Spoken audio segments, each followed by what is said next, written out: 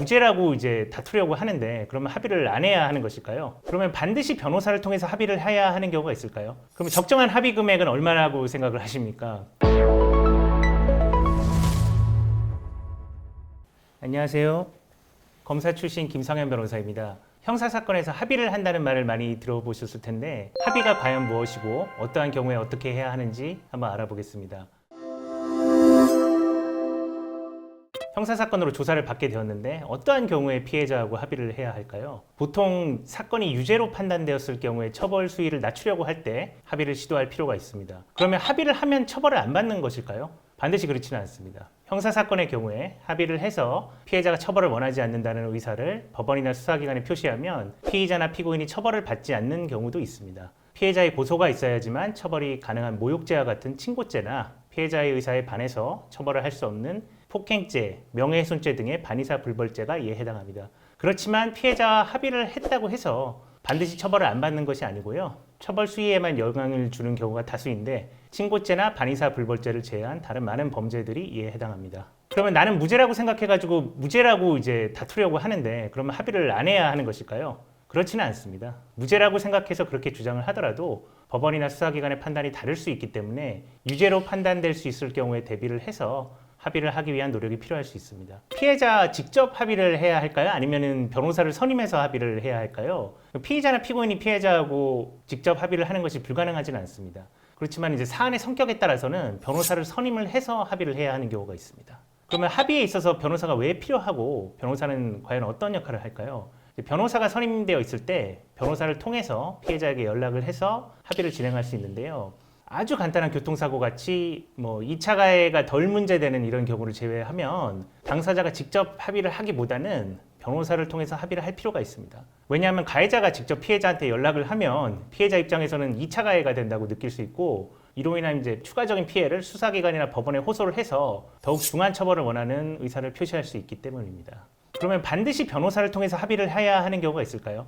있습니다. 특히 성폭력 사건 같은 경우에는 피해자에게도 변호사가 선임되어 있어가지고 피해자에게 직접 연락을 안 하고 피해자의 변호사에게 연락을 할 수 있는 경우가 아니면 2차 가해 문제 때문에 피의자나 피고인이 피해자에게 직접 연락을 할 수가 없기 때문에 이런 경우에는 꼭 변호사를 선임을 해서 연락할 필요가 있습니다. 사건이 수사 중일 때 피해자의 연락처를 모른다면 어떻게 피해자하고 합의를 할 수 있을까요? 일반적으로 수사 단계에서는 피해자의 연락처를 이미 알고 있을 경우에는 변호사가 그 연락처로 연락을 해서 합의를 하는 경우도 있습니다. 그렇지만 피해자의 연락처를 알지 못할 경우에는 변호사가 경찰의 그 담당 수사관님한테 합의를 위해서 피해자에게 연락을 하고 싶다 이렇게 얘기를 하면서 피해자께서 이제 동의를 할 경우에 연락처를 알려주셨으면 한다 이렇게 좀 공손하고 정중하게 말씀드리면 담당 수사관님이 피해자한테 연락을 해서 연락처를 이제 피의자 측에 알려줘도 되냐 이렇게 의사를 물어서 피해자가 동의를 하면 변호사 등 피의자 측에 알려줘서 합의 시도가 진행되게 됩니다. 그러면 사건이 재판 중일 때 피해자의 연락처를 모르는 경우에는 어떻게 피해자 합의를 할까요? 이미 사건이 기소가 되어가지고 법원에 재판 중인 단계에서는 법원에 합의를 위한 피해자 인적사항 열람 등사 신청을 하면 법원에서 피해자한테 피고인 측의 연락처를 알려줘도 되냐 이렇게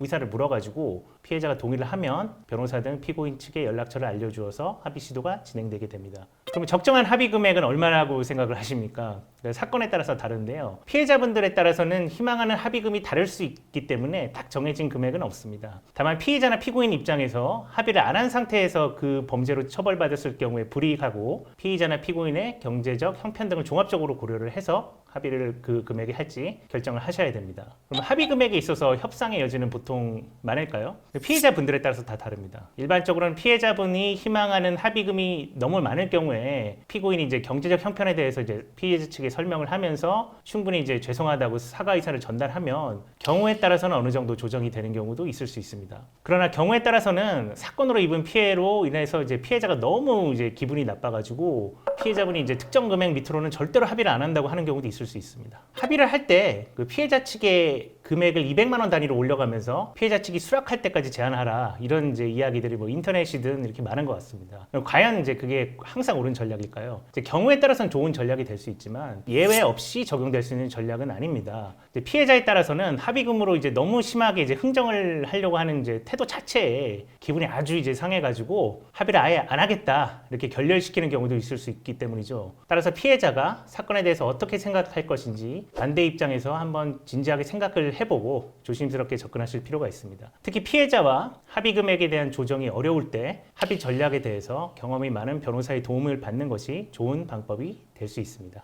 오늘은 형사 합의와 관련해서 여러 내용을 알아보았습니다. 영상이 도움이 되셨다면 구독과 좋아요 버튼 부탁드립니다. 다음 영상에서도 도움이 되는 주제로 찾아뵙겠습니다. 감사합니다.